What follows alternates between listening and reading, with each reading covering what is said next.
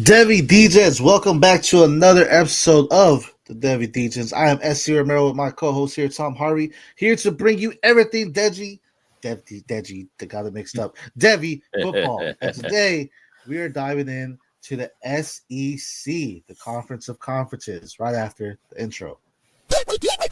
Breaking down the hate, man, we call it like we see it. Finding all the gems while the rest just sleeping. Freshmen to the league, we ahead of the curve. Picking out the next star, put them on the reserve. From the big time schools to the deep cut finds. Gotta know who's next when it's draft day time. Stock rising, playmaking, watch them ball out.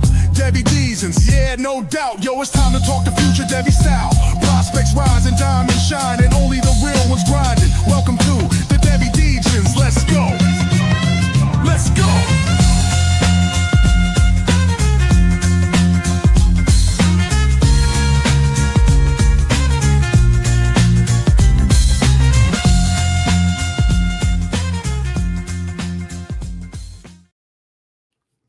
We are back at it again, the Devy Degens. I'm SC Romero with Tommy Harvey. How you doing today, Tommy? Man, how much does it break your heart to see Evan Stewart in that intro?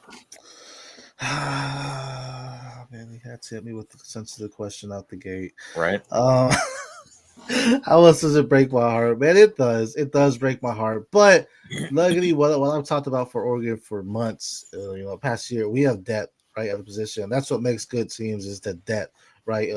Star player, good player, but then he has to go through and there's other options there. And this is an opportunity for these other options to really showcase what they're about and what they can do, right? So excited to see who's going to step up. I know there's a top freshman people like, but there's also some guys that were banged up last year and they're healthy right now. So there is opportunity there, for there to be another playmaker, another one in the Oregon offense. But that's Big Ten.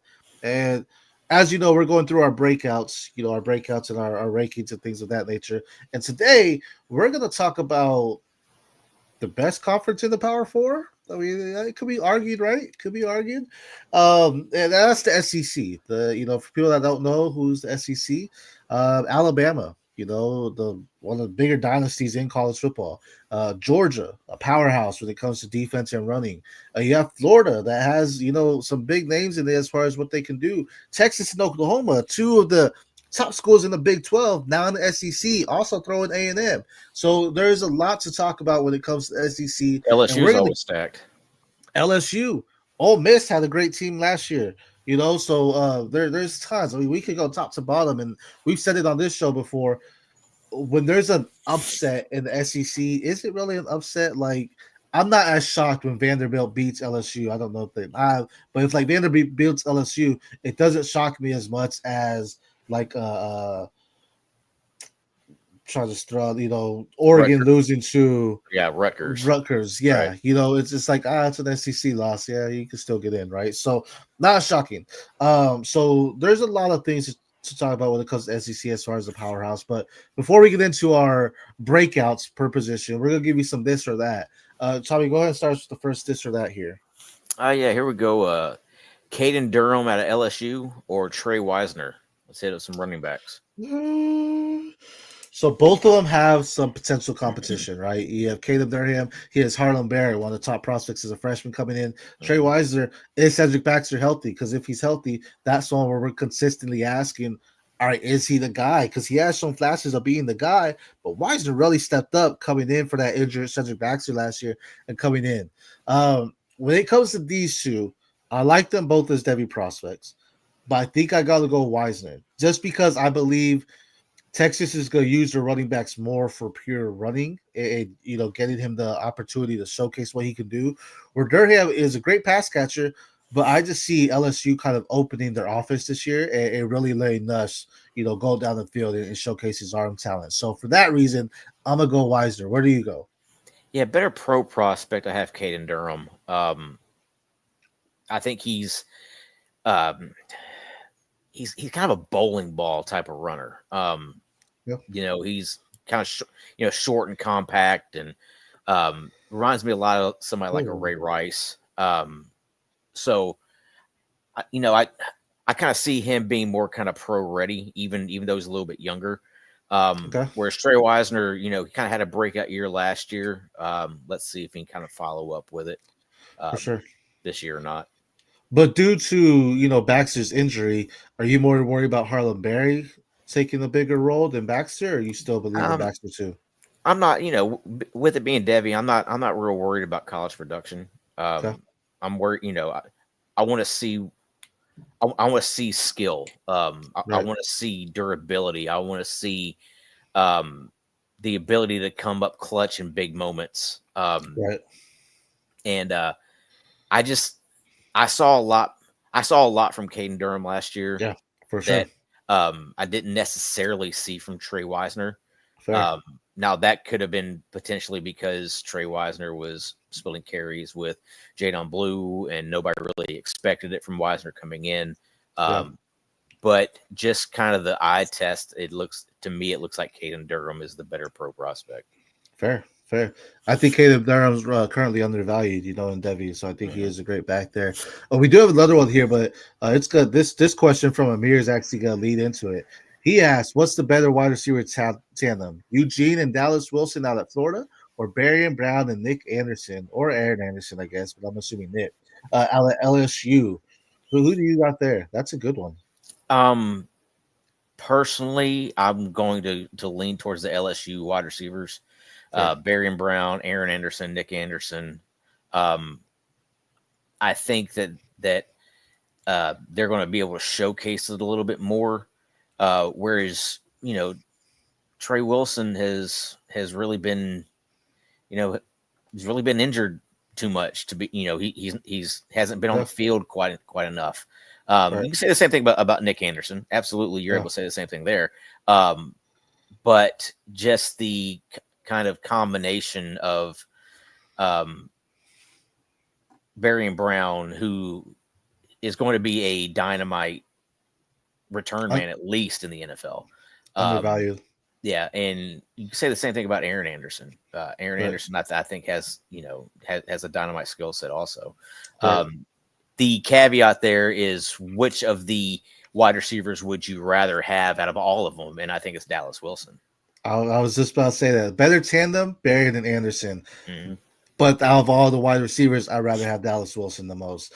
I think Barry and Brown's going to have a blowout year. I think this is a great year, possibly a breakout candidate for us. Nick Anderson, I like, but I think he's just a stretch wide receiver. Trey Wilson, I could kind of see it the same. Dallas Wilson's going to do it all. Dallas Wilson prospect profile is right around the same as Jeremiah Smith and Kim Coleman. That's exactly right. Hey, shout out to Mayor College football as well. Join in. Don't forget to tune into CFB Nation. They have great college football news all around there all the time there. But yeah, Dallas Wilson, blowout year. I know I've said it out here. I have Jamie French as the wide receiver 1. Wilson's by 2, and then we go into DeCorian out of Oregon there. But Wilson, I absolutely love it. And I'm excited to see what him and DJ Lagway do as a growth together, because Lagway's going into his first season as the full-time starter. Being a freshman last year, we both had as Devy QB1, which leads us in to our next this or that, DJ Lagway or Arch Manning. Now, to some, I think it's very, very, it's close. I'm not going to say to some. It is close.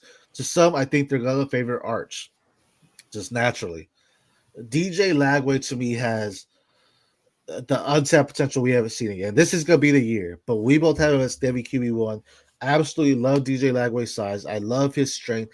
I think he just has the mindset to be a leader, almost like a Cam Ward, where it just seems like the order is just there where he wants it. It's not, is he good?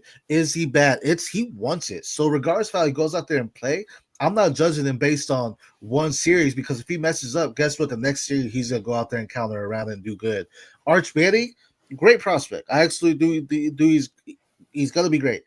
I do think the offense that they built is building around him and what he has. And, in a sense, you could argue the veteranship of Quinn Ewers last year. You could argue it was Ewers' time, so they didn't want to start Arch. But also, you could argue he didn't beat out Quinn Ewers. And Quinn Ewers had some rough games. And there was times where Arch looked great, and they still went back to Quinn Ewers. Now, you can argue that's coaching, everything, but there's also something there in the coaching saying we're still going to play this guy and not put this legacy prospect in here. So I'm gonna go with DJ Lagway. I mean, you can say the same thing about him and Graham Mertz, right? But I love Lagway. What he's gonna do, I think he's gonna be a phenomenal prospect. If it's all said and done, people are gonna be wanting Lagway over Arts. What are your thoughts? I'm going Lagway here. You brought up Lagway and Mertz. Lagway was at least getting playing time with Mertz. Mhm. They were even starting to phase Mertz out a little bit, Mm-hmm. to where eventually it was going to be Lagway's team, and then Mertz got hurt, and it just became Lagway's team by default. Right.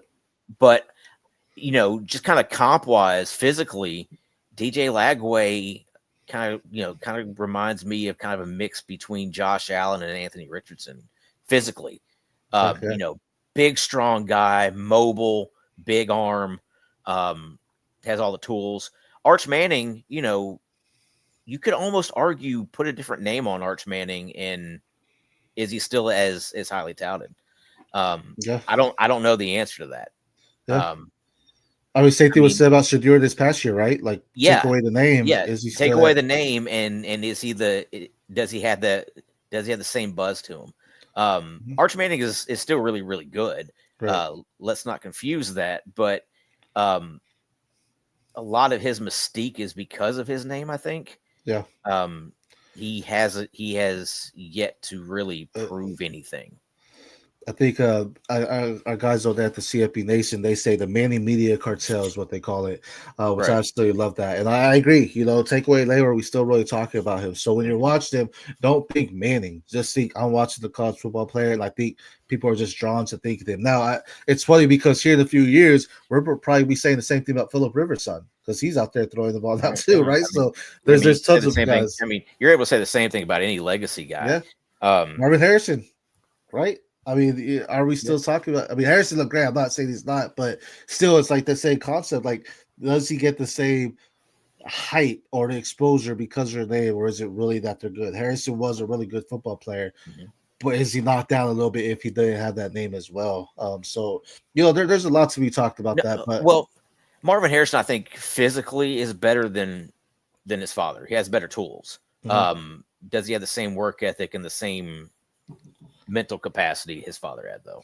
yeah, for sure, and that's yet to be seen. And speaking of both of them, I didn't even no pun intended bringing them up, but I mean, Manning played with Harrison, right? And I don't know, maybe the Cardinals end up taking Arch Manning and try to revive that, that Uh, they iconic duo. they just gave a whole lot of money to Kyler Murray, so we'll see. Did they extend him? I missed that. So we're Debbie here. We're not paying attention to the NFL. Just kidding, we are, but we're talking Debbie here. But no, I mean it's definitely good to have those conversations or this or that. You brought up a part of the production. Of course, you pay attention to that. But when you're thinking about Debbie, you're looking at the game. You're looking at the tape. That's the biggest part in Debbie to me because the production. Sure, you want to pay attention to that, but also just what are they doing? Because when you get to the next level, guess what? Everyone's good. So you can have great production your entire collegiate career and do absolutely nothing in the NFL. There's tons and tons of great college football players, and they get to the NFL and they aren't great. They're just below good. And Jamarcus so Russell, Ryan Leaf, yeah. I mean, just this goes on. yeah, I mean, tons of them. Jalen Rager, who went ahead of Justin Jefferson, right? You can yeah. argue all these people that they're good college football players, but are they great? So the production is nice. But you need to go watch the tape, watch the tangibles, watch what they're doing, not only before or right after the snap. What are they doing before the snap? How are they looking at their quarterback? What's the quarterback doing to adjust? How's the quarterback reading the defenses? All these things play matter of what we're looking for in a Devy prospect and what they can be at that next level. So let's get into our breakouts here. We're going to start off with our quarterbacks here. Tommy, I'll never let you start off with your top three quarterbacks. Yeah. My top three are going to be pretty much chalk. I mean, DJ Lagway, Arch Manning, Garrett Nussmeier. Okay. You're able to put those in any order however you want to. Me personally, I have DJ Lagway at number one. I have Arch Manning at number two, and I have Garrett Nussmeier at three. Yep.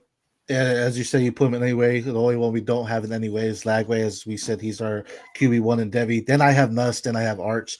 I definitely just believe in Nuss. So shout out their guy, Andy Pham. He kind of put me on him. Who had him as QB1.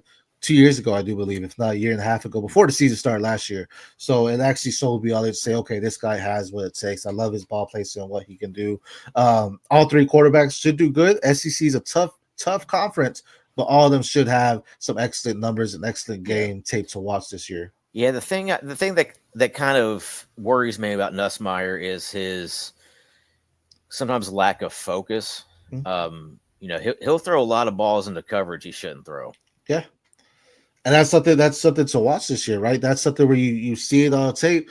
All right, you had that. How did you adjust? How are you gonna progress at that moment? That's something that we talked about Kate Klubnik in the past. That's something where Kate Klubnik got knocked down in my rankings because of that. But it's like, okay, I saw him progressing and he's constantly trying to get better and do it as well. So he got up there as well. Yeah. But now let's move on to our breakouts. I'll start here with the breakout, the quarterback. My breakout candidate for SEC quarterbacks is going to be Amir. We're going to get to that question in a bit. It's going to be Texas A&M quarterback Marcel Reed. Now, Marcel Reed is an undersized prospect. I don't even think he's like 180. I think he's like 176, something like that. He's but he definitely sold some things last year. His wide receiver room is better than what it was last year. I've been saying it in some Discord communities. Jerome Miles, I'm watching more and more Jerome Miles, and I'm like, okay, this kid's looking really nice, and I need to redo my freshman rankings just because I'm seeing Jerome Miles in a different light now. They brought in Kevin Concepcion, who looked great at NC State when he was there, right? Awesome slot wide receiver that could do some big things. And then we have Le'Veon Moss, coming back and doing some good things. What can he do? A&M is built. Huh? Ruben Owens is still around also. Ruben Owens, hey, goes to Christmas past and Ruben Owens, man. Right. I had to cheer for that, man. I had to drop a couple Ruben Owens. That's a sad moment. We need to play some sad music here because damn, Ruben Owens was good.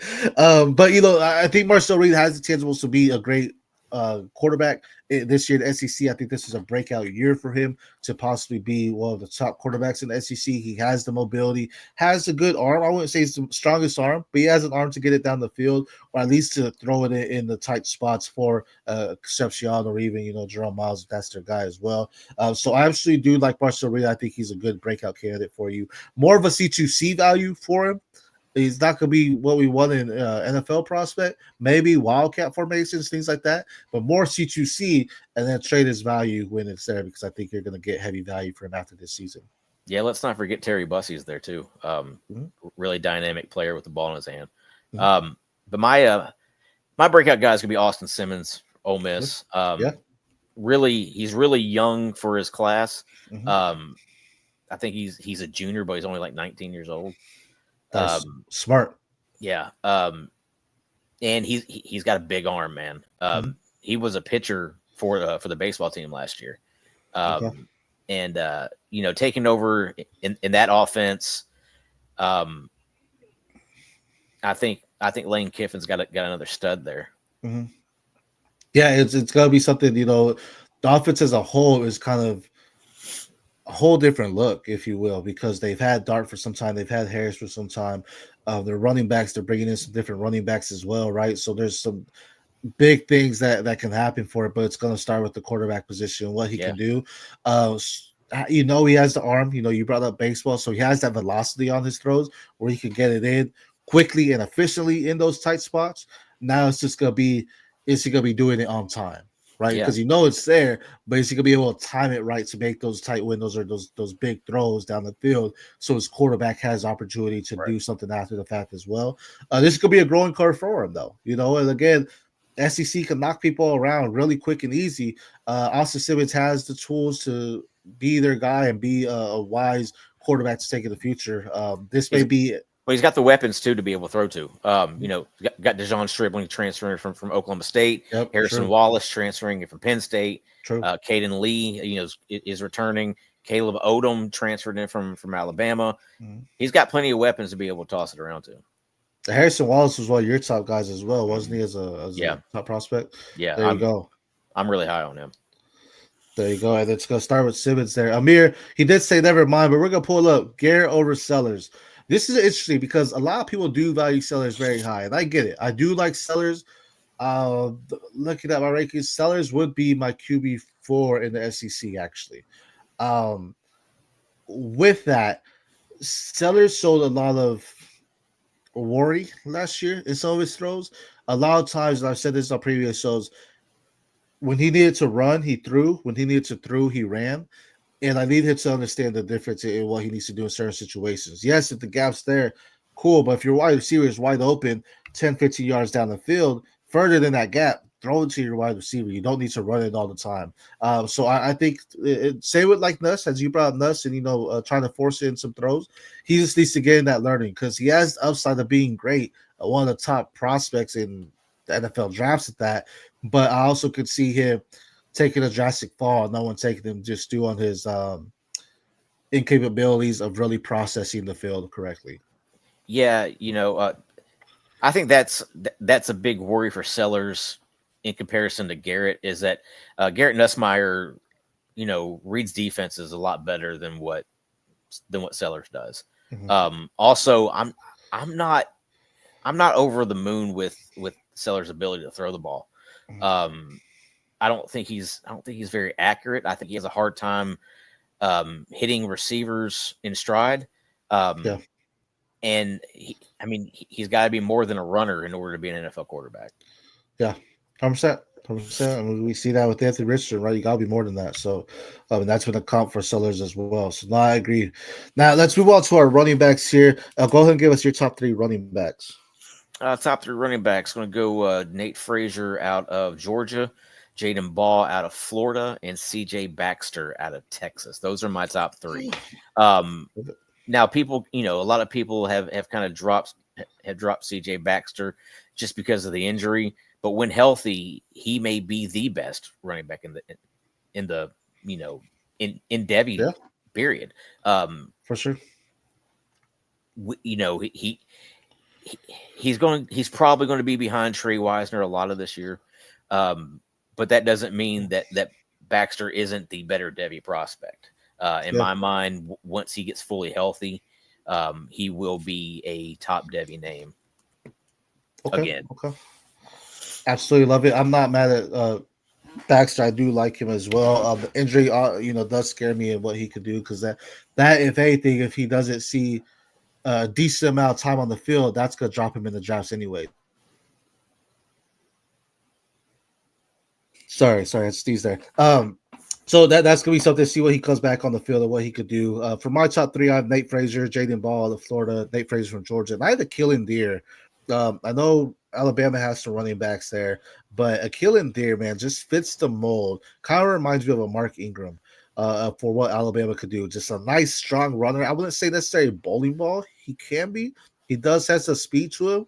He's gonna get through with his strength, and to me, that just reads a Crimson Tide all the way. And I'm excited to see what he could do on the field. So I am higher. I think that a lot of people, when it comes to him as a prospect, but I think Killing Deer is going to be one of the top names we talk about as SEC running backs. Yeah, you comped him to Mark Ingram. I would actually comp him a little bit more to Trent Richardson, honestly. I think he's got a little bit better speed than what Mark Ingram does. Yeah. But yeah, I'm right there with you. I think a Kylan Deer is going to be one of the best running backs of the future. Yeah. And I brought him up here because he might see the field limitedly, very limited on the field this year. But he's gonna be a player you want to watch and keep your eyes on because he was one of the top running backs in the freshman class, and I think going to Alabama again just fits what they need in a running back, and that's gonna be what he brings out. But let's go on to our breakouts. I'll let you start with your breakout first. Yeah, my breakout's gonna be Trey Wisner. We've mentioned him a few times during the show. He really broke out last year, but this year he's more than likely going to be the lead back for the entire season. Even though CJ Baxter is behind him, Baxter's not going to be 100% healthy, so he's not going to take over that role. Right. So Wisner is going to be the guy barring injury. And it's just his time to really put up those types of numbers, put that type of film out there to become one of the top backs in this draft class. For sure. No, I absolutely love it. He showed out what he could do last year, and this is going to be something even better for him to really showcase, especially if Baxter is healthy. If he could still keep Baxter out of the mix and just be their main back, that could be wonders for Wiser and helping him raising his stock as well. I'm going with the transfer in Kewan Lacey. You know, we talked about the Ole Miss already. Kewan Lacey to be he's a vertical runner, but he's gonna bring speed to the team. He's gonna bring something that has a little bit of a looseness and is gonna help out. And what you said, Austin Simmons, just really take some pressure off of him. And I feel this is a great opportunity for him to bring a breakout. I know it's is it Logan Diggs, if that who the guy's there. If I'm Yeah, not mistaken. Diggs. Plus, they brought in another transfer too that are going to compete for that And job too.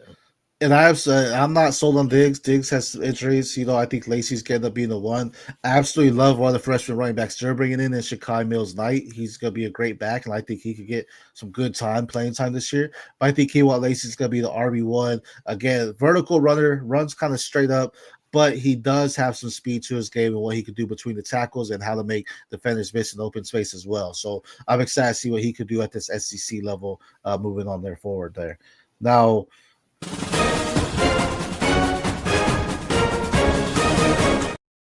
as you know, every show we are doing a mock draft, a first round mock draft pertaining to what we're doing in the show. So this week it's an SEC first round mock on the SEC players. Tommy, you take this one away. Yeah. Going 1-1 right here. I got DJ Lagway. Of course, you know, of course. most leagues have moved to the superflex 2 quarterback model. So DJ Lagway, the quarterbacks have a lot more value to them. Sure. That puts DJ Lagway at number 1. That puts Arch Manning at 1-2 for me. Okay. And then 103, I'm going to go Ryan Williams. You know, so it's a toss up, Ryan Williams or Cam Coleman. It's just, you know, what type of receiver do you prefer? Right. And then 1-5, I got Garrett Nussmeier, another quarterback. And then we're going to go my first running back here. I got Nate Frazier at 1-6. At 107, Dallas Wilson. I think he's that next crop of wide receiver, you know, coming in. Actually, I would tend to say Dallas Wilson's probably going to be wide receiver 1 of this incoming freshman class.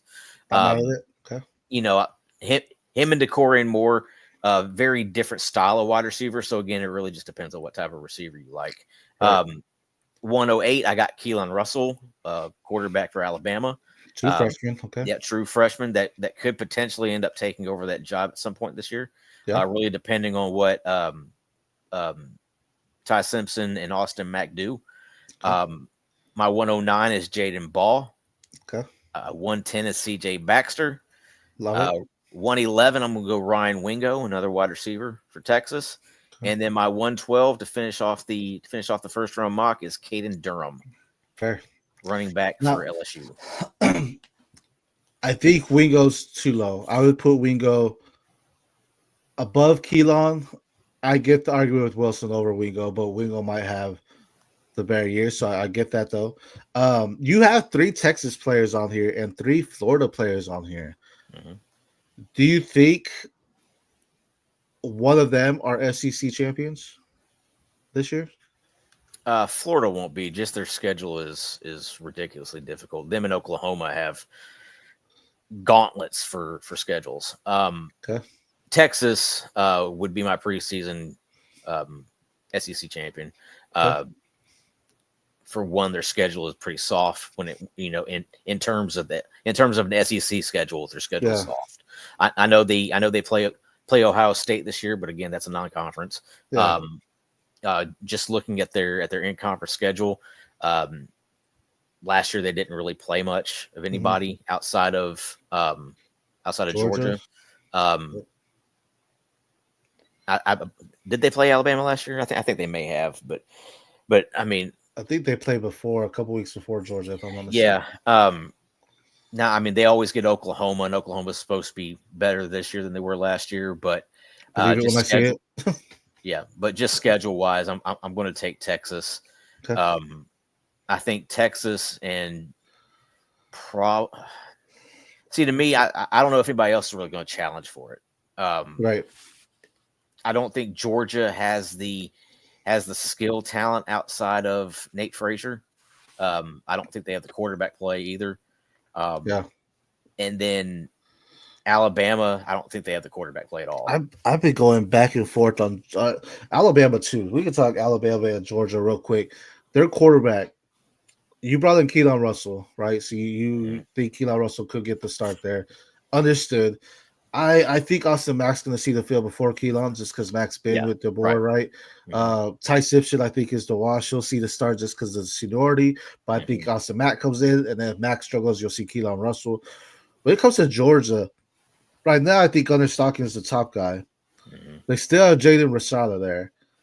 And then they brought it. Rashada transferred out. Did he transfer out? Okay. So then it's Puglisi, right? Ryan Puglisi? Yeah, Ryan Puglisi, yeah.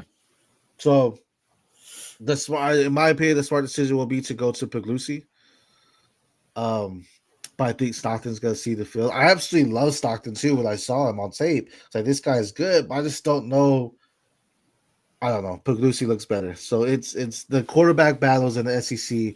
There's some good ones to watch, and those are two of them that I think that could definitely change how they react in the full games. You know, one thing some coaches don't do is they don't change who they have in the quarterback position fast enough, and that can change the tide of the full season. So it's like, if he's struggling, man, try this guy out and see what they can do.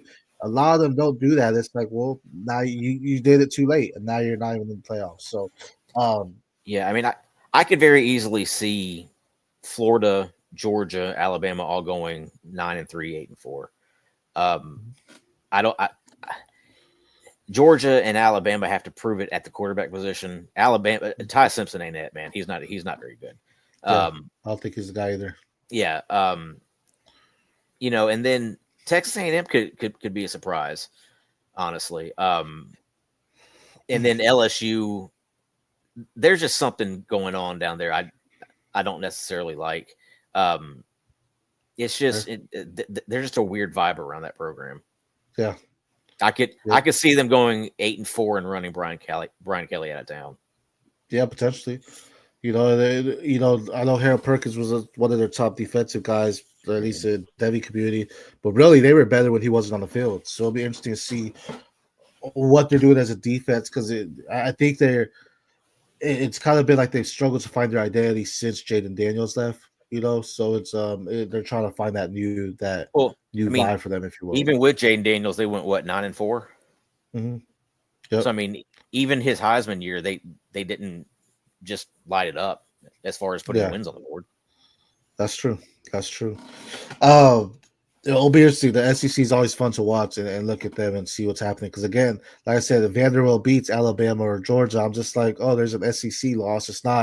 It's surprising, but it's not as surprising as you see other conferences lose to top ones. Because top to bottom, the SEC is the conference. Right. Now, top end, the Big Ten is ahead, because you have Ohio State, Penn State, Oregon, and all three of them would potentially all three of them would potentially win the SEC if they were in it. But once you get past those three, and then you got teams like Michigan and Illinois and Indiana, and they're fine, whatever. But then the bottom of that conference is absolutely horrendous. Yeah. It's like those are easy. Those should be easy wins. You shouldn't be losing to those as well. Right. Let's go into our wide receiver breakouts here. Go ahead and start us with your top three wide receivers here. Yeah, my top three. Again, it's somewhat chalk. Ryan Williams and Cam Coleman are my 1 and 2. Again, I could put those in any order, 1 or 2. It doesn't matter. Then my wide receiver 3 is Dallas Wilson, who could potentially be better than all three of them, just kind of physically. Or he could be the best of the three. Just kind of physically, he looks the part. He's a get off the bus guy. Cam Coleman still needs to kind of work on putting on some muscle. He's still a little light. Comes in about 195. He really needs to bulk up to right around that 210 range, I think, in order to hit his potential and be the kind of the NFL prototype guy. Sure. Whereas Ryan Williams reminds me a lot of Devonta Smith. Same type of frame. Yeah. Same type of frame. Same type of, go get the ball type of mentality. And just skill wise, those guys are extremely talented. Ryan Fair. Williams and Devontae Smith. I think they're very, very similar. Fair. No, I actually have Cam Coleman as my one. I have Ryan Williams as a two, and I have Wingo here. Now, you brought up Dallas Wilson. Dallas Wilson very well can be. I bet you Jeremy Fretz is my wide receiver one in the freshman class. He's out of Texas. The community as a whole is higher on Dallas Wilson. So in drafts, I would take Dallas Wilson first because I know his value right now in the community is higher than Jamie Fretz, and I could get a steal at that point when I'm taking Jamie Fretz in the late second, potential third rounds of there as well. That's the voice that I play on it. As my one, I'm like, I get my wide receiver one in the third round and get a consensus wide receiver one in the first. Yeah, that makes sense, right? But Wingo, I think, is going to do something that we didn't see a lot last year in Texas. He's in my opinion, he was the better wide receiver out of Golden and dropping the ball. Who's their guy? Isaiah Bond. Isaiah Bond. The better wide receiver was Ryan Wingo. I know Matthew Golden went first round. I have news for y'all. If Matthew Golden didn't run a 4.29 or whatever he ran, he would have been a first round wide receiver. Right. Also have news for y'all. A lot of times these wide receivers that run 4.3, 4.2 in the combines don't do anything in the NFL. I'm not in on Matthew Golden. I'm 100% in on Ryan Wingo. I think Ryan Wingo's going to have a great season. I think he's going to be a top guy. But with that, Cam Coleman and Ryan Wingo both did last year. I like Cam Coleman more of a NFL pro wide receiver. I think he's just a little bit more aggressive. Williams is a little bit more elusive, more in the open field. But I think Coleman's going to be the guy you want at the next level. So I'm as the one. But who's your breakout candidate for the wide receivers? My breakout guy is Ryan Wingo. I think he's going to be the wide receiver one there. I know that they just brought in Emmett Mosley from Stanford, but those two are going to be a nice 1-2 punch to go along with DeAndre Moore. But I think Ryan Wingo is going to put together a really, really nice season. Yeah, I think he's going to have a fantastic season. I mean, he might be the leading wide receiver in the SEC this year as far as production wise. My guy, we talked about him earlier. This is going to be Barry and Brown out LSU. Now, Brown has not had a season over. Let me pull it up here. Over 700 yards, over 650 yards receiving quite yet. This is going to be his breakout year in the sense he will have a 1,000-yard season. I think he's just going to be utilized. They brought in Nick Anderson. He is the field stretcher. To me, that's all Nick Anderson could do is just stretch the ball. If he's even healthy, I mean, if he's healthy too. I mean, true. He wasn't even going through spring practice, so I mean, who's to say he's even fully healthy going into the season? And then you have Aaron Anderson, who's also a speedster. Aaron Anderson could fit more on a slot too, though. But in that sense, that's where I want Barry Brown. He's gonna be what Malik Neighbors was to Brian Thomas. What they want Nick Anderson to be as a BTJ. That's what Barry Brown's going to be as a Malik. He's just going to be their all-around guy. They can move him around the field. He's going to be very quick and smooth-footed in his route running. He can catch it as well. This is the first time he has a quarterback that I trust to actually throw him the ball and make some good plays. So that's where I have him as a breakout candidate. I think he's just to go to the moon at this point in the season, and Nuss is going to absolutely fall in love with him there. So yeah, coming from Kentucky, he didn't have anybody throwing him the ball there. And then he had Dane Key along there with him, who also transferred out. Right. Transferred over to Nebraska. My issue with Barry and Brown is way too many drops. He's got to clean that up because it doesn't. You don't get yak with whenever you can't. You don't get yak whenever you can't catch the ball. Yeah. That's true. But how much of the drops too? But how much of that is just poor quarterback throwing as well? That's where I hope Nuss can do it. Nuss has really good ball placement, really good touch on it. Where I don't think that they've had that. Both him and Key, move to better situations for the quarterback. So I think he could definitely have a breakout year for it this time around. Let's move on to our tight ends though. Who is your tight end breakout candidate? My tight end here is Trey'Dez Green. Mason Taylor's moved on to the NFL. I think Trey'Dez Green steps right in, becomes the go-to tight end there over at LSU. I know that they brought in another tight end, Bauer Sharp, but I think Trey'Dez Green has all the ability in the world. Former 5-star tight end. Personally, he is a top 5 Devy tight end overall. Okay. almost like an Antonio Gates feeling to him. The Yeah. way he kind of catches the ball, runs. Antonio Gates also Also had a a basketball basketball. player. Let's Also say a it. basketball player. Yep. And Trey's, I'm pretty sure he was on the LSU basketball team He too, was. right? Yep. Mhm. So, was he starting center? If I'm not mistaken, he was center or Uh, four. yeah, it Or wasn't four. a starter, but yeah, Yeah. he played quite a bit. So absolutely love his size, absolutely love his game. Definitely one of the top prospects. I think me and you've had this discussion. It's between him and, for me, Kenyon Sadiq. I think out of Oregon, but Trey's definitely has the ability. And I just brought up Barry Brown. It could be Trey's Green that leads the team as far as receiving. That's how good of a tight end he is, and that's the kind of they were hoping for, right? I'm not gonna say Brock Bowers numbers, but it's gonna be pretty phenomenal to see what he does as far as tight ends overall, and it's gonna be someone that rises a lot of boards if he's not there already for him. Yeah, and I mean, like I said, Mason Taylor's moved on to the NFL, and Kamorian Pimpton has transferred out to TCU. So, I know, like I said, I know they brought in Bauer Sharp, but I think competition wise, Trey's Green is going to be the guy. Yeah, I love that. My guy's gonna be a guy that was a redshirt freshman, actually, Texas tight end Jordan Washington. I absolutely think he has great skills to his game. He has the ability to line up as a wide receiver. Also, kind of like a basketball style play when he goes up for the ball. Great size, 6'4", 240, can be a blocker as well. So I think that's where you can see a little bit more. But really what I like is his aggressiveness once the ball's in his hands. After he gets it, he'll fight for those extra yards. He's not a yak monster by any means, but once the ball's in his hands, it's gonna be tough to bring him down. He runs with aggression. He understands what he needs to do, and he's really gonna be someone that I see move the chains. Not someone to stretch the field, but someone to move the chains, just get those yards after yard after yard, and really that's gonna add up because he's gonna be a go-to guy. Again, in the SEC, the pressure's coming for Arch. Like they already, the SEC's already, in a sense, targeting Arch because they know he's a top prospect, right?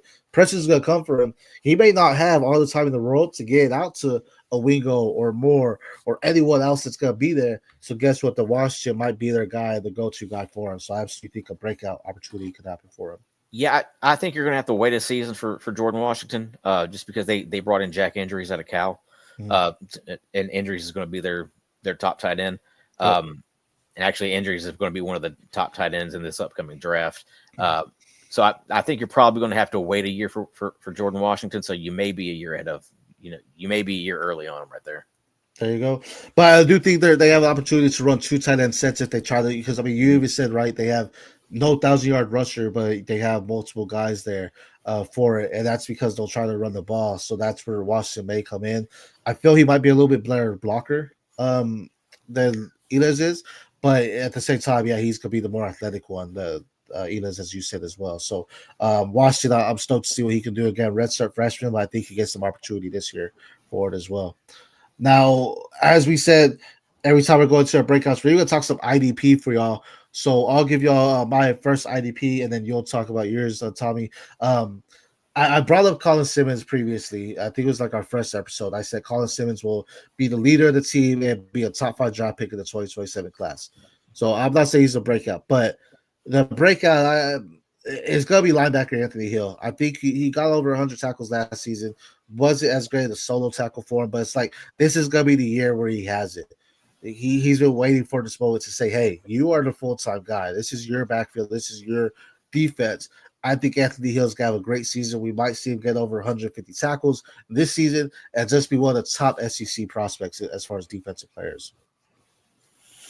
Yeah, I absolutely love Simmons and Hill. They both of those guys are going to be potentially top 10 picks. Hill may be a little bit late, maybe a little bit later in the first, just because linebackers don't typically go that high. Oh yeah, okay.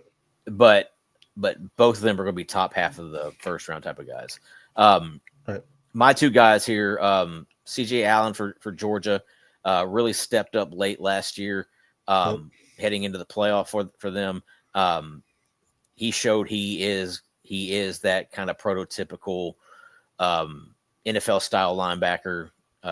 He can cover sideline to sideline, can really make all the plays. But the guy I think is going to really break out this year, Sunshine Perkins, for the linebacker for Ole Miss. He was a really highly touted prospect coming in. Matter of fact, him and Harold Perkins were the top 2 linebackers in their class. Mm-hmm. And I see a big time future for Perkins. And to me, he's potentially a early day 2 guy in this upcoming draft. Perkins, man, watching this tape, it's kind of like a Jadeveon Clowney. That's like he has like length like Clowney. He's a little bit like David Clowney at the NFL level. I'm not even talking about Clowney at South Carolina. Clowney at the NFL level, like he really more uses of a drop back guy, more of a drop back run stopper, right? And he has speed to him, and I think he's definitely an undervalued IDP player because I think he's someone that could get a lot of sacks too. I mean, him and Colin Simmons, I think could be the top 2 edge rushers this upcoming season for the SEC in general, maybe in the nation for all of them. That's not forget Harold Perkins. Perkins too. But as I mentioned, Perkins, it seemed like at times they were better when he wasn't on the field. Like it seemed like when they were running defensive schemes, they were trying to use Perkins specifically for something. It's like when they got him off, they kind of opened it up a little bit. So I do love Perkins as well. But I just think Terry Perkins and Colin Simmons, man, they could do some great things there at that next level. Mm-hmm. Another guy to watch out for, and this is going to be a bit of a homer pick, but Joshua Josephs, edge rusher for Tennessee. Okay. He's going to take over that James Pierce Jr. role this year. Okay. He's just as talented as James Pierce Jr. is. There you go. I was gonna say Arian Carter, linebacker for Tennessee as well. Yep. I think he saw that could step up, or he's gonna need to step up after losing James Pierce, as far as what they could do and add that pressure for him. So you have 2 linebackers there at Tennessee that could really step up and help the defense. That was a big flaw, in my opinion, in Tennessee was their defense too, is just getting full pressure. James Pierce was there, but I feel like they didn't have a lot of help for James Pierce. So adding some more or for both sides can definitely impact what the offense can do in general, right? If you're getting the opposing offense off the field faster, you're going to get your offense opportunity to go out there and make some plays as well. So right. Absolutely love that. Now, Tommy, we were talking about all these guys and these players. Where can I go to find some value, though, if I'm looking for straight up value on Devy players? Oh, yeah, man. Head on over to Dynasty Trade Calculator. You can become a member there, and you'll have access to all the Devy rankings, to all the Devy values to plug into the calculator. So you're able to see what value a Devy player has compared to an NFL player. So let's just give the viewers some examples. I just put in DJ Lagway in the calculator. Mm-hmm. Who would we say DJ Lagway? If we're trying to get Lagway, what's a good pick here or a good player? Let's do somebody like Jalen Hurts. Jalen Hurts. Let's do Jalen Hurts. Quarterback. Okay, Jalen Hurts is 50.5 value. DJ Lagway is 34.2. Meaning we need to add more on DJ Lagway. Right. And let's see. Let's add in. Let's talk about a wide receiver. Do we have Dallas Wilson, the freshman, in here? Let's just throw in a combo. Toss him in there. Let's throw Dallas Wilson in there. That makes about 46.8 to 50.5 there. So if you're trying to get the tandem, Jalen Hurts right there for Lagway and Dallas Wilson. That's the beauty about Devy. Devy is very confusing as far as how do you value these guys, right? They're not going to your team right away. And as you know, just as in the NFL, any given season could be a down season. So how do you really break up some value there and say, hey, I want to get this guy, but I don't want to give up Jalen Hurts. What can I add on it? Okay, well then get his wide receiver, or I want to get let's do Arch. Give me 1 second here. Do Arch here. Arch Manning. Yeah, do Arch compared to Justin Herbert. Justin Herbert. I think they're pretty similar players. 35.9 and 4.2. So you have those 2 in there, right? And let's just say maybe you have Arch Manning, and let's throw in the throw in Khalil Lockett, see what happens. Khalil Lockett. There you go. That's right on the money. Again, adding the wide receiver there. So again, go check out the Dynasty Trade Calculator. We're uploading the Devy values there as well. And as the season progresses, as we get closer, values are going to be fluctuating. So make sure you're using that as your trade calculator when you're in these Devy leagues on how to value these players, how to get these Devy assets you want, or how to get some NFL prospects that you want as well by losing some Devy. It's really how you play the game. You can be someone that says, hey, I want to build for the future and make sure my Devy roster stock. Or you can be someone that, hey, I'm in the win now and I really need a better running back, but I don't want to get rid of my NFL players. So, okay, go out there and trade for your Derrick Henrys, maybe your CMC, and trade out, for a Nate Frazier plus or whatever it may be, and go make those trades happen. And that's what the Dynasty Trade Calculator is there for, to help you in your Devy leagues and your Dynasty leagues become a true champion. Tommy, great show here today. For everyone viewing, I appreciate y'all. We appreciate y'all joining in. We are the Devy Degens here for y'all every Monday night. Talk Devy football for y'all. Until next time, peace.